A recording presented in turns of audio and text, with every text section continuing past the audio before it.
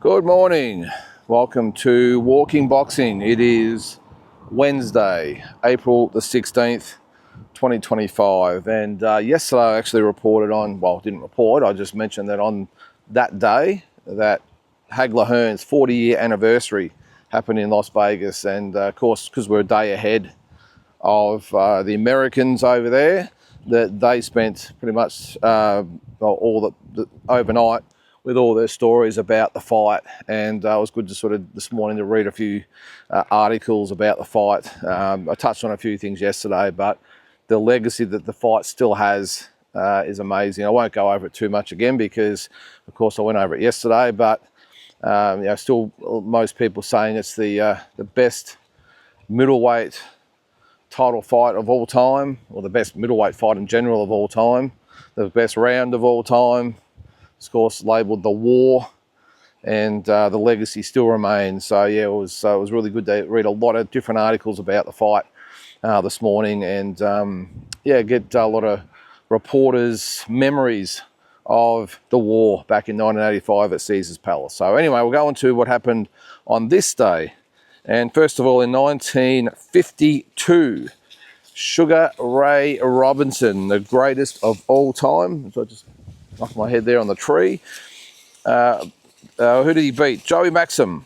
No, he didn't. He didn't beat Joey Maxim. He beat Rocky Graziano in the third round. That was, I actually just watched that the other day. It was on, I can't remember where I even saw it, but it was Sugar Ray Robinson's. Actually, it might have been, I think I said the other day, it was the anniversary of the day he passed. Well, there was a few tributes on social media, and I saw his knockout of Rocky Graziano. So 1952, that was for the World Middleweight Championship. That one, I'm not sure where it says where it is, but where was it? Doesn't actually say. So sorry, don't know about that one. All right. Also on this day, where was it? There's a couple there. 1994. Yossi Yakashushi, I think that's how you pronounce it, knocked out Mexico's Josefino Suarez in 10 rounds for the WBC bantamweight title. 2011, Victor Ortiz, remember he got disqualified against Floyd Mayweather, won the WBC welterweight title by defeating Andre Berto on points. That was in Mashantucket, Connecticut. Not exactly the hub of world title fight boxing, is it? So 2016, must have been the same, no, it was... It was 5 years later, but in the same place. There you go. I've never even heard of this place, and it's actually had 2 world title fights there. Also in Mashantucket, Connecticut, Gary Russell Jr. defended his WBC featherweight title by knocking out Irishman Patrick Hyland in the second round. How's that, eh?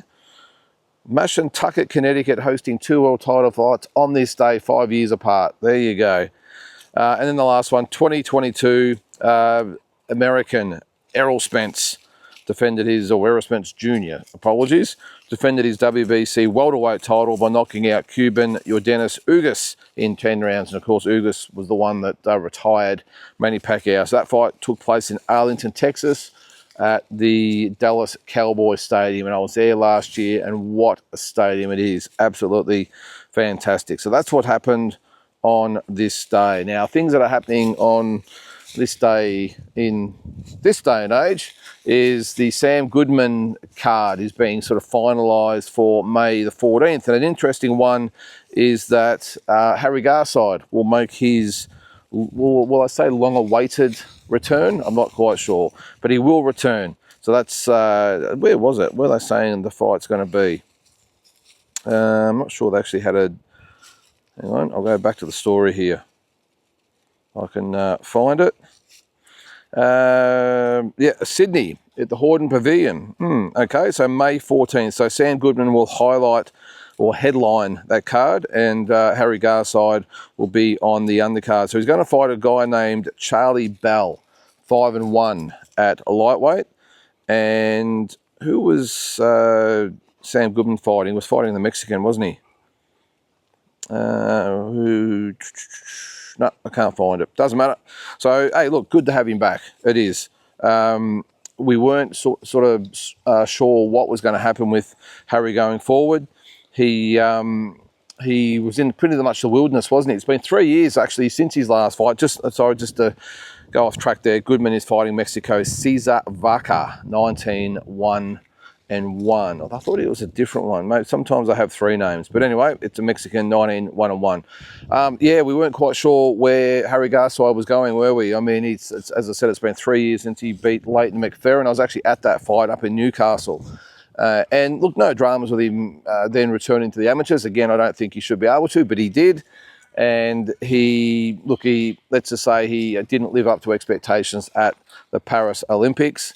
And, in some weird way, I sort of sympathise with Harry a fair bit in that regard because, if you've watched his channel for a while, you would have heard my story about my experience at the 96 Atlanta Games, where it all went very pear-shaped for me. I had high expectations and got there and was eliminated in my first fight and just didn't really fire a shot. And, I tried to fire a shot, but just wasn't really up to it at that stage. And Harry, coming off the success of Tokyo, he won a bronze medal there, had high expectations for himself, and lost in his first fight to Hungarian Richard Kovacs, I think his name was. So that's a tough one. But look, it's good to have him back. I think a lot of people thought that would be the end of Harry. He'd probably try and get into, the entertainment sector and maybe try and get on a show on TV or whatever it might have been, and maybe get into that field. But it looks like there's obviously some stuff in the basement, as they say, and he'll come back and attempt to revive his career. I'm not quite sure how old he is. He'd have to be late 20s, I'm probably thinking. So, but yeah, good to have him back. Also on that card, so Goodman, Vaca, of course. Now, it says here Vaca is a sparring partner for Naoya Inoue. So might be a good little indication to see how he goes against him, although sparring is obviously a lot different to fighting. Let me just come through here. Oh, geez, fair income. I reckon that tree wasn't there last time anyway. All right, so on the card as well, Paulo Acuso will make his No Limit return. So great to see Paulo Acuso back with No Limit. That's the only place you could probably go, apart from probably Tasman fighters, but too much talent to have sort of buried on cards on stand that nobody sees. So I'm really glad that he's gone back to No Limit. I'm glad that No Limit have actually welcomed him back, because they could have easily said, well, mate, you left us, a couple of years ago, you're on your own now. But they're not stupid. They realise they need content, they need fighters. Now they've got Acuso, they've got Liam Paro as well. So they're doing the right thing by loading the stable now to give them more content creators, because they've got a big contract to fill. And you would think with Tasman and Matchroom and in Australia now teamed up together, and the TV rights coming up and the DAZN thing, you would think they would have to shore up their talent, and they've done that and are adding to it all the time. So a really good move by No Limit, and obviously Harry Garside is on there as well. I'm not so sure Harry fits the bill as being that real marketable fighter. I know they want to probably see him as that way, and I know for a lot of people watching, the Olympics, was he on Dancing with the Stars or something like that? A lot of, there's a lot of fans out there for him in that sphere. But as far as boxing fans go, I'm just not sure whether he's going to be that attractive. Because I mean, in the entertainment thing, he speaks well. He's a good-looking guy. He's got charisma. He's got a lot what it takes in the entertainment world, and he's really endeared himself to a lot of probably the non-boxing fans out there. But as far as the hardcore boxing fans, I'm just not sure whether they're going to warm to Harry and his style. I'm not sure a lot of the boxing fans really take to the wearing, nail polish and dresses and all this sort of stuff. Hey, it's a free country, do what you want. But if you're trying to get on board with the boxing fans and getting behind you, I'm not sure that's the right way to go down, or the right track to go down. And also his style of fighting. He has got brittle hands, we know that. Not a big puncher anyway, but also brittle hands. A little bit like Shakur Stevenson, isn't he? I'm not quite sure he's going to be exciting enough to really get the boxing fans behind him. But look, you never know. Aussies always get behind other Aussies in the fight game. So let's hope they do. But the jury for me is out on whether he can succeed at the top level. I know they'll try and market him as a superstar and the Olympic champion, all that sort of stuff. Well, not really Olympic champion, but Olympic boxer, successful Olympic boxer, and they'll try and market him that way. But again, I'm just not sure whether he's going to really break through with Aussie boxing fans. We'll see. But that card is, May 14th at the Hordern Pavilion in Sydney. Now, also on that card, this should be a pretty good fight. You've got Monty Fathi, 8-1, fighting Wade Ryan at 154. Now, that is a really tough fight for Fathi. Now, well, they call Wade Ryan's one of those sort of boogeyman type of fighters, isn't he? Very experienced, a bit of a spoiler. That's a big test for Fathi. Can he do it? Yeah, of course he can. But, big step up for him after only 9 fights. So that'll be worth watching. And then we've got the Australian heavyweight champion, Stephen Ivic, I think it is, defending his title against Toisi Vosuatu. So there you go. That'll be the next pay-per-view, guys. Get ready for it. You're going to pay $70 for that, for Sam Goodman against the Mexican. Harry Garside making his return, Paulo Alcuso making his return, and then the other couple of undercard fights there. So are you going to pay the $70? I don't really want to keep going on about this every time we have a pay-per-view, but are you going to pay the $70 to watch that? I reckon there's going to be a lot of people say, yeah, that's a negative. If you're in the Bendigo region, though, I will have it on at the pub. I have to. I'm marketing myself as a combat sports venue. Unfortunately, I'm going to have to fork out the $700 to put it. Let's hope they go easy on us and maybe don't have it that high, but I've got a feeling they will. Anyway, but I'd say maybe it's just a guess, but I reckon we might be the only one in Bendigo and surrounds with the fight on. I don't think many of the normal pubs are going to pay for it. So if you're in the area, come on down because I'll put it on for you.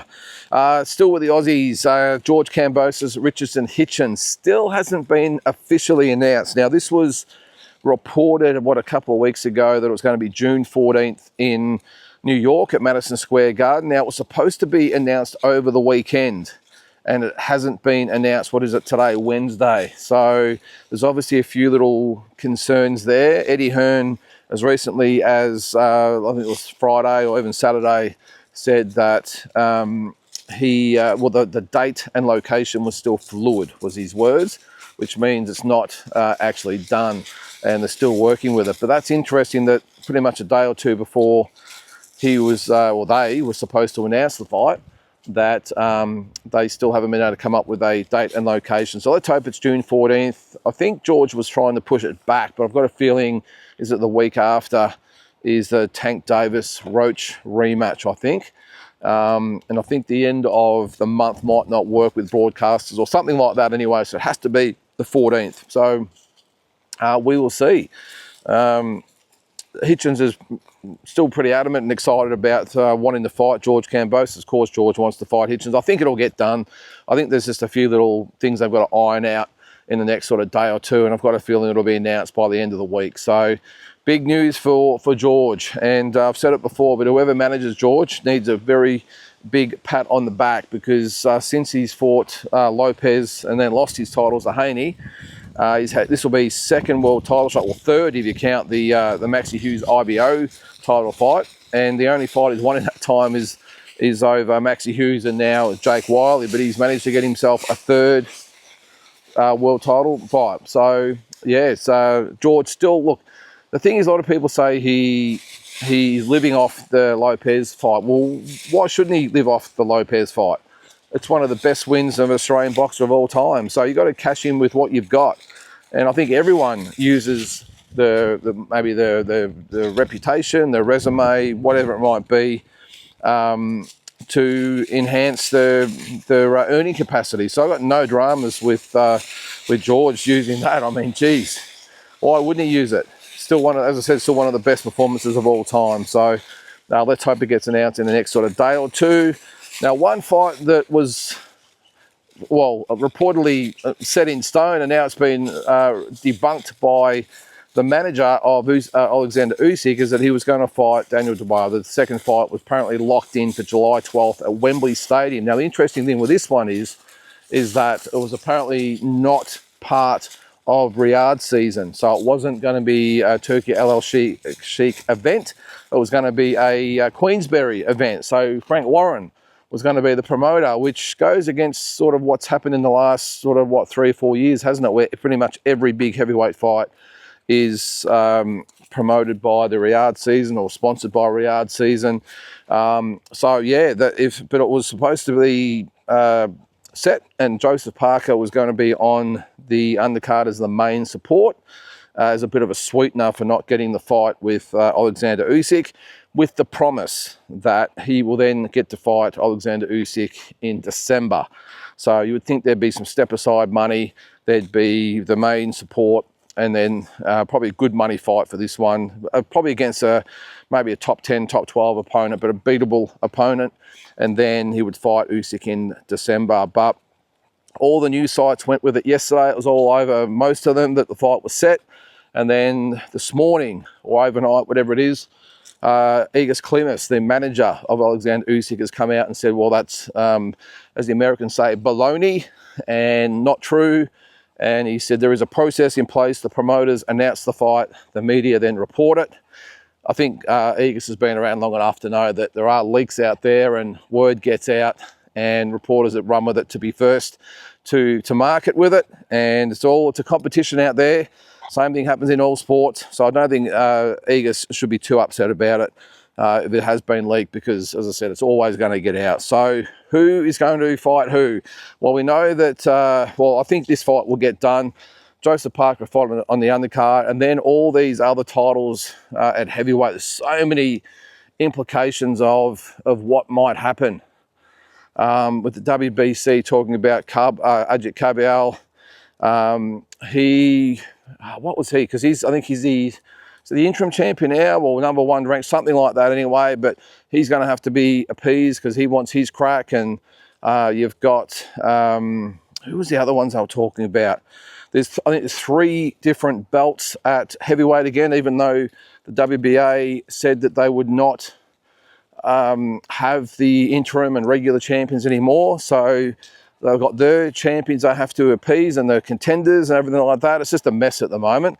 But I just think Alexander Usyk, he doesn't really care. It's like, all right, I got my two or three fights left. That's all I worry about. So, but I tell you what, when those belts get vacated, if Usyk does beat Dubois and then maybe vacates the belts, if he beats Parker as well, there's going to be an awful big scramble for those belts. The good thing is about that, though, is we're going to get some pretty good fights out of it. So plenty to play out over the next couple of years.